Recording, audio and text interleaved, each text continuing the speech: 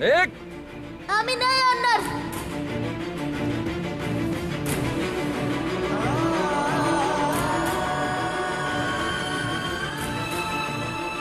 दोन.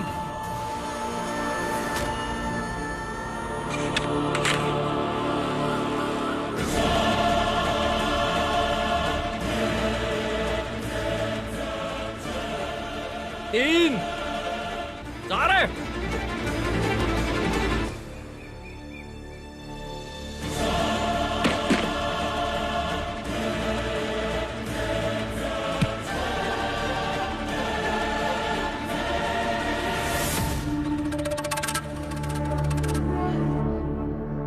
तुम्ही समजाने आतमध्ये जा, नंतर शुद्धीकरण करून घेऊ.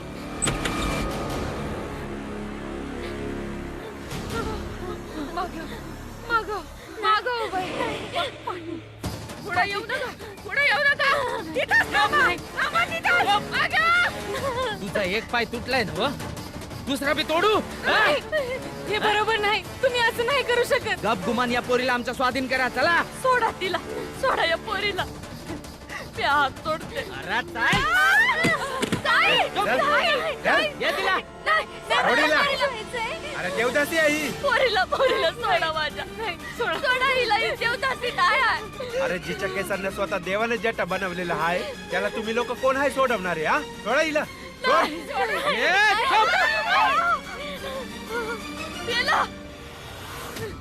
अरे जरा बघा, बघा या पोरीला. हिच्यावर देवाची कृपा आहे. हिच्या केसाला बघा, हिच्या जटासनी बघा. हिला पूर्ण सन्मानाने घेऊन चला. चला.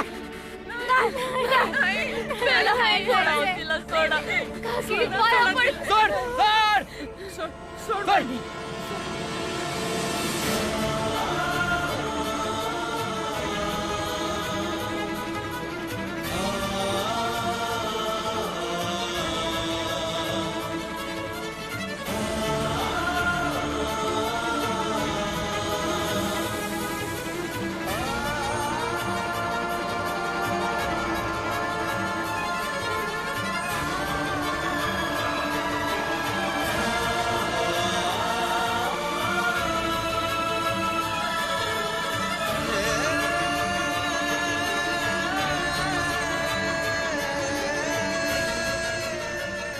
अरे सोडा त्याची मुरड्या पोरीला. शेठजी, तुम्ही बरोबर नाही करता, एकदम चुकीचं करताय.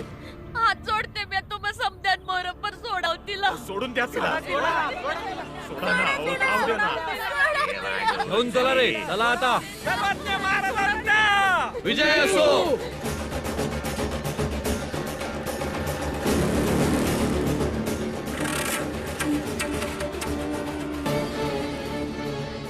अरे कुठे घेऊन चालले तिला?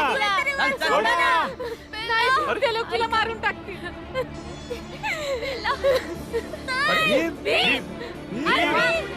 सर्वज्ञ महाराजांचा विजय असो. सर्वज्ञ महाराजांचा विजय असो. सर्वज्ञ महाराजांचा विजय असो. सर्वज्ञ महाराजांचा विजय असो.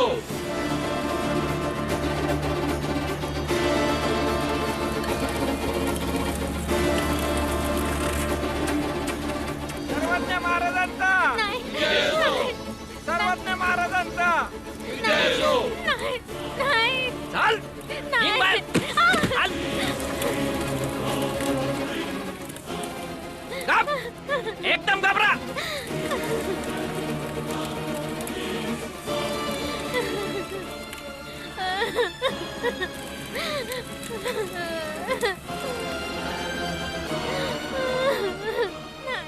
नाही, मला नाही जायचंय. मला ए, सोडा. ए, सोडा तिला. मला नाही जायचंय. नाही, मला नाही जायचंय. सोडा मला. सोडा मला. कुणी बी पुढे आला तर काढा त्याला. तिला सोडून द्या. सोडा तिला. नाही जायचंय. सोडा मला. सोडा तिला. सोडा माझ्या ताईला. सोडा तिला. सोडा ना. सोडा तिला. बस, सोडा. बारकी पोरगी आहे. शांत.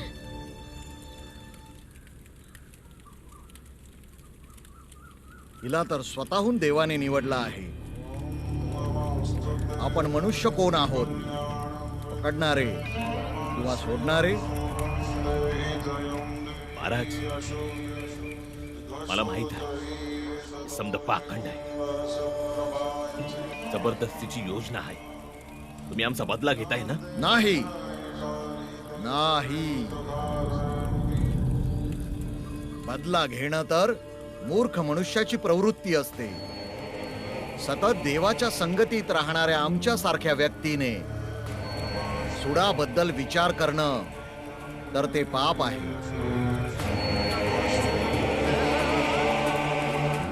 ह्या कन्येला देवदासी बनवण्याची विधी सुरू करण्यात यावी. शांत. आणि ह्या करिता सर्वात आधी हिला भस्म स्नान करावं लागेल.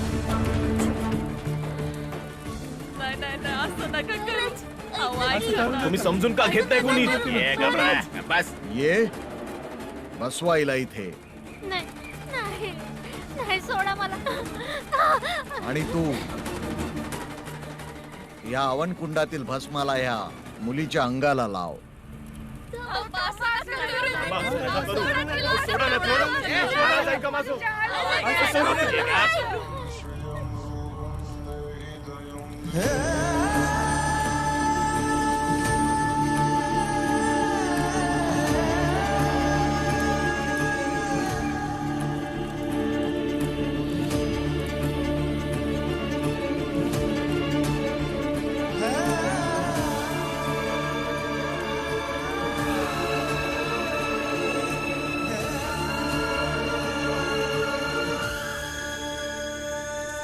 आता हिला घेऊन जा, अंघोळ घाला. मला वाचवा, वाचवा मला. नाही नाही, सोडा मला. नाही. आणि तू रेशमी साडी, दागिने वगैरे घेऊन ये, जेणेकरून एका देवीसारखा हिचा शृंगार करू आणि मग देवतेसोबत हिचं लग्न लावून तिला समर्पित करून टाकू. हो महाराज. बोला सर्वज्ञ महाराजांचा. बोला सर्वज्ञ महाराजांचा. बोला सर्वज्ञ महाराजांचा.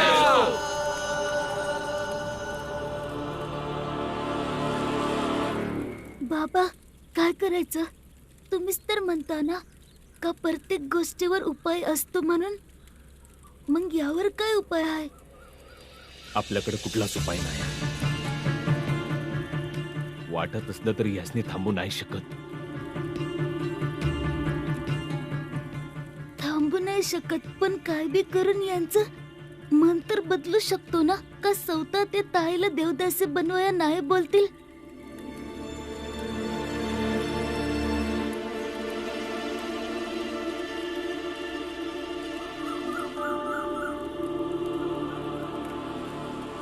भीमाबाई,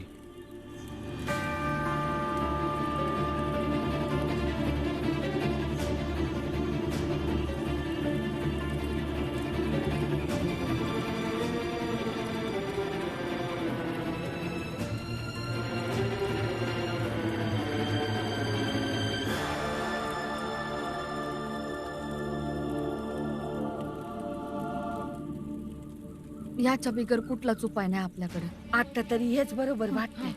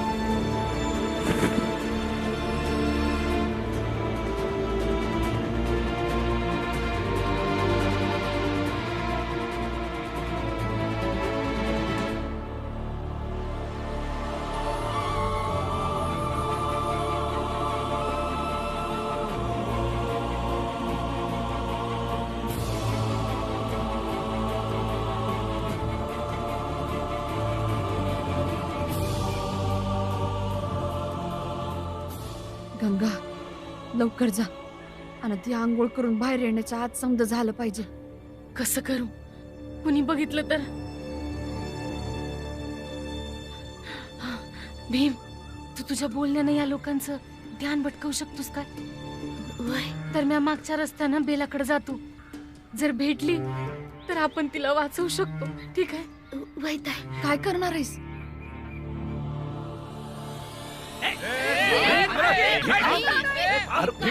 काय सोडा माझ्या ताईला, नाहीतर मी स्वतःला जाळून घेईन. आणि माझा बाबा फौज मध्ये होते, कोणी नाही वाचणार. बाळा ऐक. भीम काय करतोस? जाळून घे, जाळून घे. चांगलंय. खूप बहीण बहीण करत असतोस ना. भावाची इथे राख होईल आणि बहीण देवाला समर्पित होईल. जाळून घे, जाळून घे.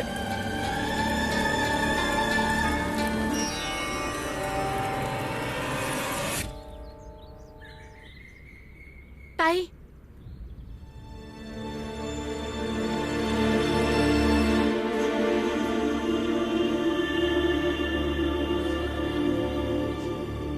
ताई, जर तुम्हासनी वाटत असेल तर बेला वाचू शकते देवदासी होण्यापासून. मी तुमच्या मोहरा हात जोडतो.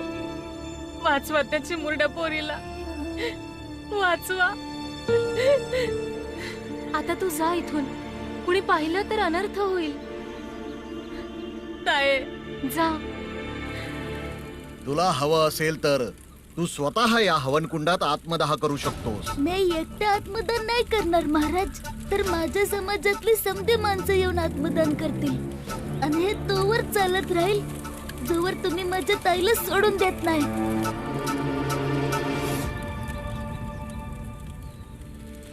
जिला देवानच निवडलंय तिच्यासाठी विद्रोह करणारा तू कोण भीमराव?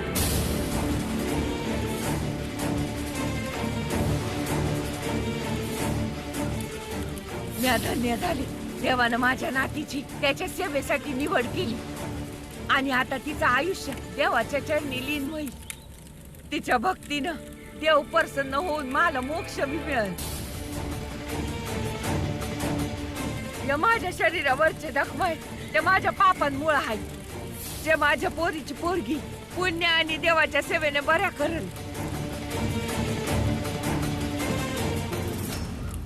ऐकलंस तू भीमराव? ही मुलगी तुझ्या नात्यात काहीच लागत नाही, पण ही जी बाई बोलत आहे ती या मुलीची आजी आहे. यामुळे दुसऱ्यांच्या कार्यामध्ये अडथळा घालणं बंद कर. नाही आजी, या जखमा तुमच्या पापामुळे झालेल्या नाही आहेत, तर या लोकांच्या अत्याचारामुळे झालेल्या आहेत. आणि कुणाला तिची इच्छा नसताना कुणाची दासी बनवणं चुकीचं नाही आहे. देव देवतांच्या बाबतीत असं बोलायचं साहस तुला आलं तरी कुठून? आणि तुला माहितीये तुझ्या या चुकीची शिक्षा वरचा तुला कशी देईल? वरच्याला घाबर. आजी, वरच्याच्या नावावर तर हे लोक आपल्याला शिक्षा देतात. यांच्या बोलण्यात नका येऊ आणि माझ्या ताईला सोडवायला सांगा. बस, आता मला देवाच्या विरोधात काय बी ऐकायचं नाही. अख्खी दुनिया ज्याची पूजा करते आता तुला त्याच्यात बी खोट दिसायला लागली. तुम्हा लोकांच्या बोलण्यात येऊन माझा पुरणजन कुठं निघून गेला माहिती नाही. माझं घर उजाड झालं. आता मला काय बी ऐकायचं नाही.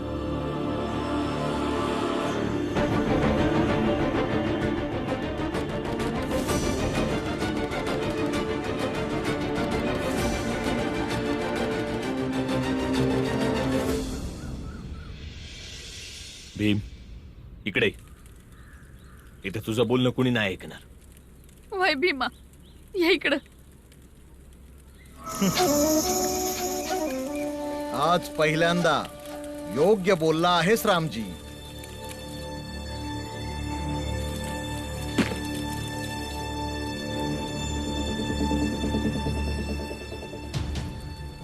वय, आता समजा त्या देवदासीच्या हातामध्ये आहे.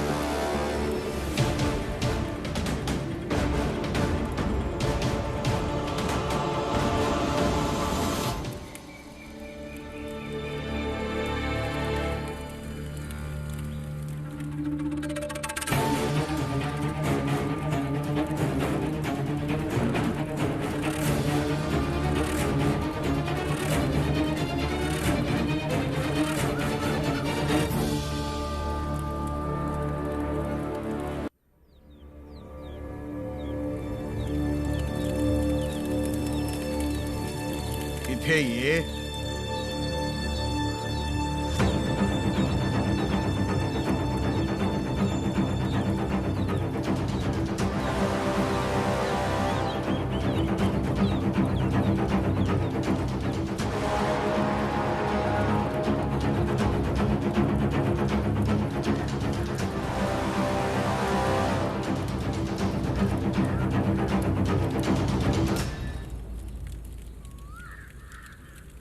ही खरं बोलते. आता तिची मासिक पाळी सुरू आहे. हे कसं होऊ शकतं? मला तर असं नव्हतं वाटलं. पण ही खरं बोलतेय महाराज. मी माझ्या डोळ्यांनी पाहिलंय.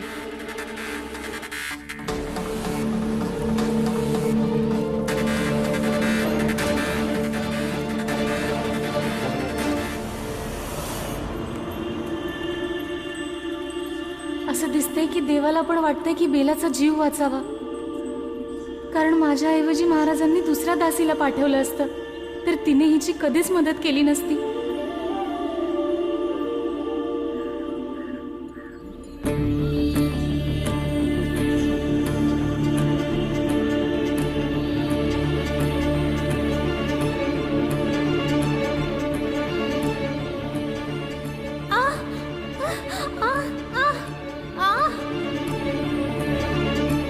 ज्या मुलींची मासिक पाळी सुरू असते त्यांना कधीच देवदासी बनवत नाहीत. याला लाव, कारण तो महाराज बोलण्याने नाही ऐकणार. तो देवदासीला नक्कीच पाठवेल. जेव्हा ती तुझी पडताळणी करेल, हे असेल तर त्यांचा माझ्या बोलण्यावर विश्वास बसेल. जा.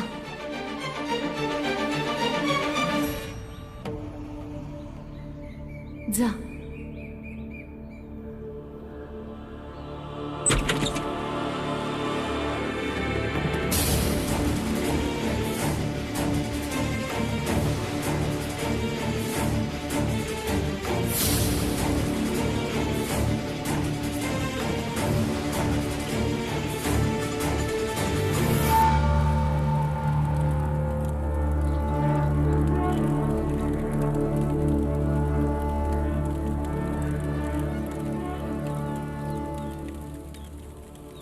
परंतु ही मुलगी तरी देखील देवदासी बनेल.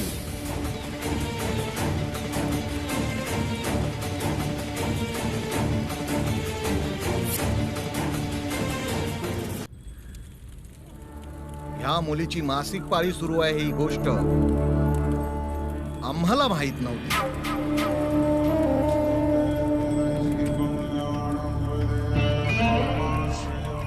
आम्ही तर हिला कधीच देवाला समर्पित केलं होतं. आणि एकदा का कोणतीही वस्तू देवाला समर्पित केली गेली तर ती काय परत घेऊ शकतो? नाही.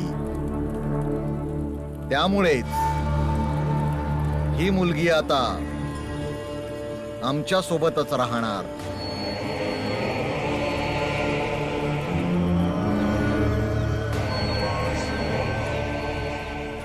आम्ही हिला देवाच्या मूर्तीला स्पर्श करायला देणार नाही. ही आश्रमाच्या बाहेरचं सर्व काम करेल. परंतु ही मुलगी आता आमच्या मंदिराची संपत्ती बनेल. बेलाताई माणूस आहे आणि माणूस कुणाचीच संपत्ती नसते आणि ना वस्तू. तू गप्प राहा नास्तिक.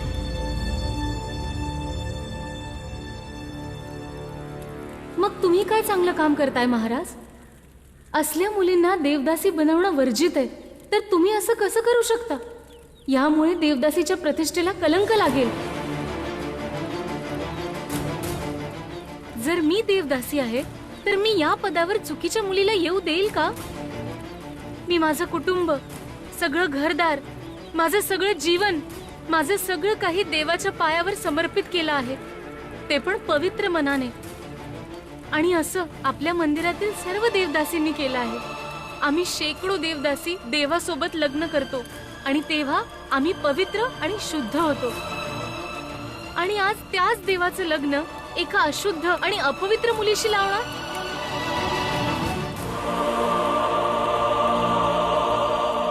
आणि महाराज, तुम्हाला जरी असं वाटत असेल तरी मी असं नाही होऊ देणार, कारण हा आमच्या श्रद्धेचा प्रश्न आहे.